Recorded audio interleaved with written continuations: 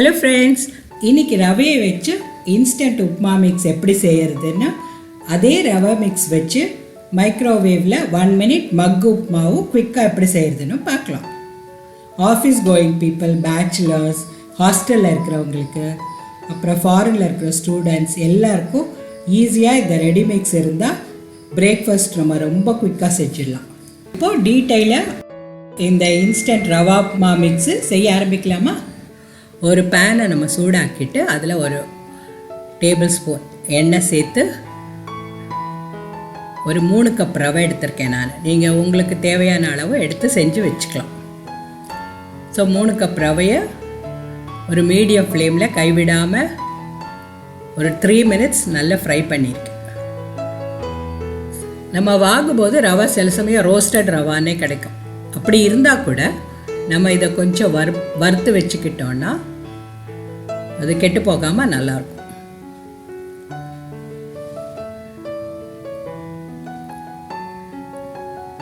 So அதை வறுத்த ரவையை ஒரு பவுலில் கொட்டி வச்சுட்டு நம்ம அதே பேனை சூடாக்கி மற்ற பொருட்களெல்லாம் அதில் தாளிச்சிக்கலாம்.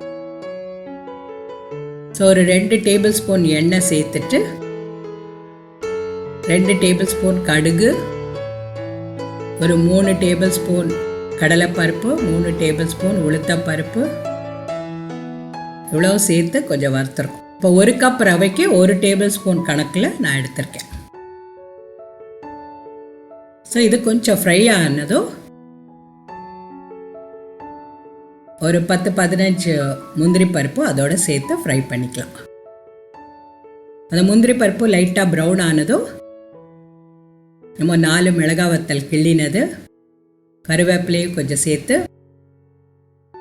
பொடியாக நறுக்கின பச்சை மிளகா, இஞ்சி, கொஞ்சம் பெருங்காயம் இவ்வளோ சேர்த்து அது நல்லா ஃப்ரை பண்ணிக்கலாம்.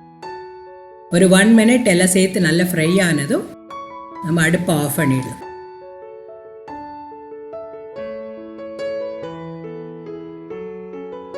ஸோ அதை ஃப்ரை பண்ணதையும் அந்த ரவையோடு சேர்த்து கொட்டிக்கலாம். தேவைப்பட்ட உப்பு ஒரு 2 டீஸ்பூன் சேர்த்துருக்கேன். அதையும் சேர்த்து நல்லா மிக்ஸ் பண்ணிட்டு கொஞ்சம் ஆற விடணும்.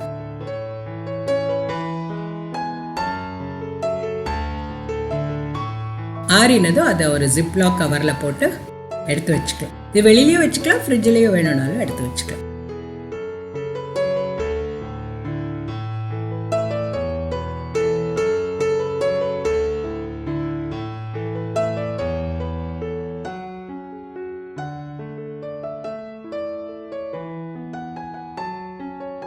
இப்போ ஜிப்லாக் கவர் இல்லைன்னா ஒரு ஏர்டைட் கண்டெய்னர், நல்லா ஈரம் இல்லாத ஒரு பாட்டிலில் போட்டு டைட்டாக மூடி அதையும் வச்சுக்கலாம். நமக்கு எப்போ தேவைப்படும் போது அதை எடுத்து நமக்கு யூஸ் பண்ணிக்கலாம். நான் இப்போ மக் உப்மா எப்படி செய்கிறது ஒரு நிமிஷத்தில் காட்ட போகிறேன். இந்த மக் உப்மா இதுக்கு மைக்ரோவேபிள் மக்கு தான் யூஸ் பண்ணணும். அந்த ஒரு மக்கில் நம்ம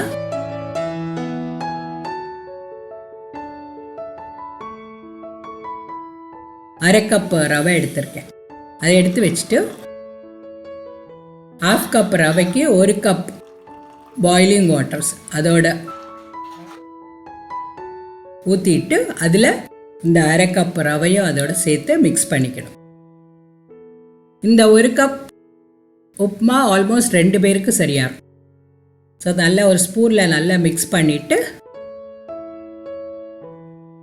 அவனில் ஃபுல் பவர் ஃபார் 1 minute வச்சு நம்ம எடுத்த உடனே உப்மா ரெடி ஆகிடும்.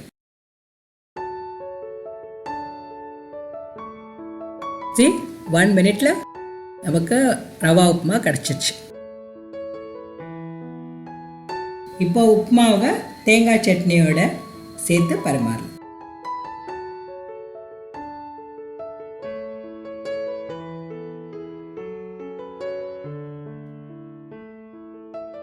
ஸோ ரொம்ப குயிக்காக 1 minute நம்ம மைக்ரோவேவில் செய்யலாம். இப்போ மைக்ரோவேவ் இல்லாதவங்க இன்ஸ்டன்ட் ரவா உப்மா மிக்ஸை ஒரு கப் இல்லை அரை கப் எடுத்துகிட்டு அதுக்கேற்ற டபுள் மடங்கு தண்ணி சேர்த்து கொதிக்க வைக்கலாம். கொதிக்க வச்சாச்சுன்னா உப்மா ரெடி ஆகிடும்.